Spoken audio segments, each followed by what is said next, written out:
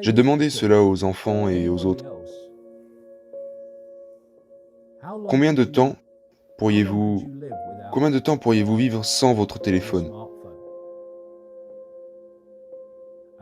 Et c'est comme demander à un alcoolique pourquoi il est alcoolique. C'est Ces gens sont addicts à l'alcool. Pourquoi est-il dicté par l'alcool? Parce qu'il ne peut pas s'arrêter de boire. Oui, mais tu ne peux pas poser ton téléphone. Et si vous le faites quand même, quelques minutes plus tard, vous le reprenez parce que vous êtes accro. Donc, contrôles-tu ce morceau de technologie dans ta main ou est-ce lui qui te contrôle? Donc, voulez-vous que votre vie soit contrôlée par un morceau de technologie? Voulez-vous pour le reste de votre vie être contrôlé par cet appareil? Ou êtes-vous prêt à dire, je vais poser ce téléphone? C'est la première étape pour la plupart des gens. C'est la première étape, le poser. Voyez-vous, si la technologie devenait le serviteur plutôt que le gouverneur, il doit servir les intérêts de l'humanité, et l'humanité n'a pas à le servir.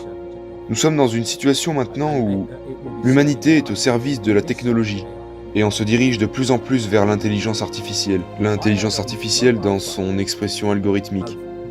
J'ai un téléphone portable. Je le laisse dans un bureau chez moi pendant des mois à l'intérieur. Parfois pendant 6, 7 mois. Si je suis dans une situation où j'ai besoin de communiquer avec quelqu'un, et que je n'ai pas d'autre moyen de communication de l'endroit où je me trouve, je pourrais l'avoir avec moi. Mais, lorsque je vais communiquer, je vais dire que je suis sur une ligne fixe en ce moment et lorsque nous raccrocherons, il retourne dans le tiroir pour 3, 4, 5, 6 mois.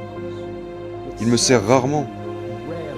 Quand je suis dans cette situation, et vous remarquerez qu'il y en a très très peu, qui ne vont pas attendre que vous leur disiez que vous êtes sur une ligne fixe, et vous pouvez quand même avoir une bonne conversation avec quelqu'un, sans cet appareil qui vous brûle le cerveau, et sans être constamment là-dedans.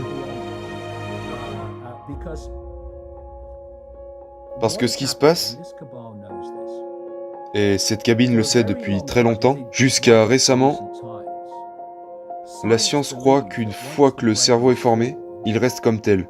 Or, maintenant, ils savent que c'est très différent, à travers cette chose qu'ils appellent la placidité du cerveau. La placidité du cerveau signifie que le cerveau est en train de changer dans la façon dont il traite l'information, ainsi que le réseau de neurones qu'il crée pour traiter l'information sur la base de l'information reçue. Donc, ce que nous avons gagné dans cette courte période de temps, c'est que le cerveau humain est bombardé de ce stimulus électrique numérique qu'il n'a jamais expérimenté auparavant. Et il y a eu des livres écrits par les scientifiques à ce sujet. Cela modifie le cerveau humain. Il change la façon dont le cerveau traite les informations et comment les processus d'information dictent notre perception de la réalité. Et les enfants ont leur cerveau recablé, vous savez. Les gens parlent beaucoup d'amour. Bien. Et les gens pensent aimer leurs enfants, en leur apportant tout ce qu'ils désirent, en leur offrant tout ce qu'ils veulent. Bien, la plupart des stimulus viennent de ce que les enfants veulent. Ça vient du système, ça vient des publicités, ça vient de la pression des pères et tous ces trucs. Donc, l'action sentimentale à faire, la chose attentionnée à faire pour vos enfants, de cette perception de l'amour, et de leur donner ce téléphone portable. Et ils vous aimeront pour ça. Ils vont vous aimer pour ça. Merci maman, merci papa, c'est tout ce que je voulais. Mais le vrai amour est de ne pas leur donner ce téléphone portable. Et de passer à côté de leur déception et souvent de leur colère. Oui, ils pensent que vous ne vous souciez pas d'eux, parce qu'en réalité vous vous souciez d'eux bien plus profondément.